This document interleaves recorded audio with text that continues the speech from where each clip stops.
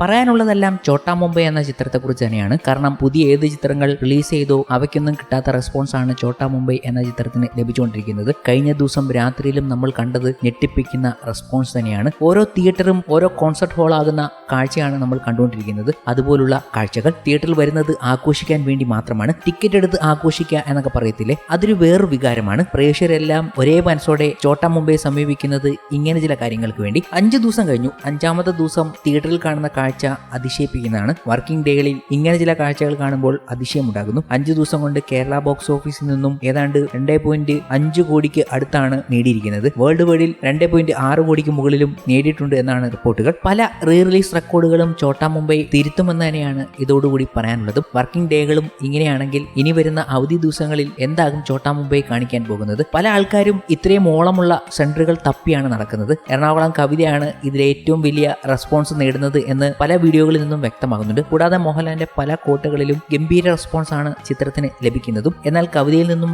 എത്തുന്ന theatre response അത് ഇച്ചിരി ഭീകരമാണ്. അതുകൊണ്ട് തന്നെ പലരും അങ്ങോട്ടേക്ക് വെച്ചുപിടിക്കുന്നു എന്നതും അതിശയിപ്പിക്കുന്ന ചില കാര്യങ്ങൾ. ഇതിനു മുമ്പ് നമ്മൾ പറഞ്ഞിരുന്നു ഹൈദരാബാദിലും ചോട്ടാ മുംബൈ എന്ന ചിത്രത്തിന് ഫാൻ ഷോ വെക്കുന്നു എന്ന കാര്യം. അവിടെ ഒരു ഫാൻ ഷോ വെക്കുമ്പോൾ കിട്ടുന്ന റെസ്പോൺസ് ഞെട്ടിപ്പിക്കുന്നതാണ്. കാരണം ആ ഷോയ്ക്കും ഏറ്റവും വലിയ ഡിമാൻഡ്. ഏതാണ്ട് 290 സീറ്റുള്ള തിയേറ്ററിൽ 275 ടിക്കറ്റുകളും സോൾഡ് ഔട്ട് ആയി. അതും വെറും 6 മണിക്കൂർ കൊണ്ട്. ഷോ ഇപ്പോൾ ഓൾറെഡി ഫുൾ ആണ്. അവിടെയും തൂക്കുകയാണെന്ന് ട്രാക്കർമാർ പറയുകയാണ്. എന്തായാലും അൺസ്റ്റോപ്പബിൾ തലയാണ് ഇപ്പോൾ നമ്മുടെ മുന്നിൽ തല വിളയാട്ടം നടത്തിക്കൊണ്ടിരിക്കുന്നത്. മണിച്ചിത്രത്താഴിന്റെയും സ്ഫടികത്തിന്റെയും ദേവദൂതിന്റെയും എല്ലാ റെക്കോർഡുകളും തല തൂക്കും എന്ന് തന്നെയാണ് പറയാനുള്ളതും. തല ഈ റെക്കോർഡുകൾ ഇപ്പോൾ മാത്രമല്ല തൂക്കിയത്, 2007 റിലീസ് ചെയ്ത സമയത്തും ഈ തൂക്കിയതാണ്. കാരണം അന്നത്തെ വിന്നർ ചോട്ടാ മുംബൈ തന്നെയായിരുന്നു. 2007 മോഹൻലാൽ നായകനായ ഭാവന നായികയായ ഈ ചിത്രം പുറത്തിറങ്ങുന്നത്. റീ റിലീസിലും മാജിക് തീർക്കുമ്പോൾ 2007 വിഷുവിനോട് അനുബന്ധിച്ചായിരുന്നു കോമഡി ജോണറിലുള്ള ചോട്ടാ മുംബൈയുടെ റിലീസ് നടന്നത്. ബോക്സ് ഓഫീസിൽ വമ്പന്മാരുടെ പോരാട്ടം നടന്ന വർഷം കൂടിയായിരുന്നു അത്. കാരണം മമ്മൂട്ടി, അമൽ നീരദ്, കൾട്ട് ക്ലാസിക് എന്നറിയപ്പെടുന്ന ബിഗ് ബിക്കൊപ്പമായിരുന്നു ചോട്ടാ മുംബൈ മത്സരിച്ചത്.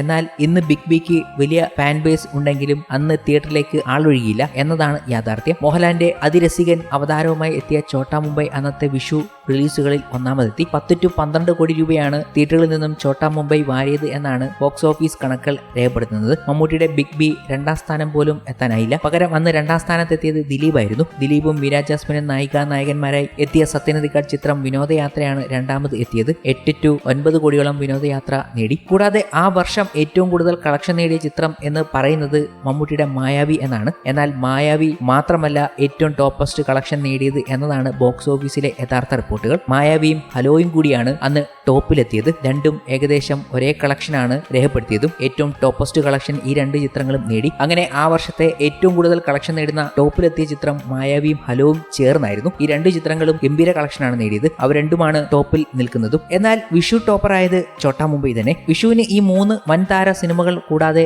രാക്കിളിപ്പാട്ട്, പന്തേക്കോഴി, അതിശയൻ എന്നീ ചിത്രങ്ങളും അന്ന് തിയേറ്ററുകളിൽ വിഷു റിലീസായി എത്തിയിരുന്നു. എന്നാൽ ഇവയ്ക്കൊന്നിനും കാര്യമായ ഓളമുണ്ടാക്കാൻ സാധിച്ചതുമില്ല.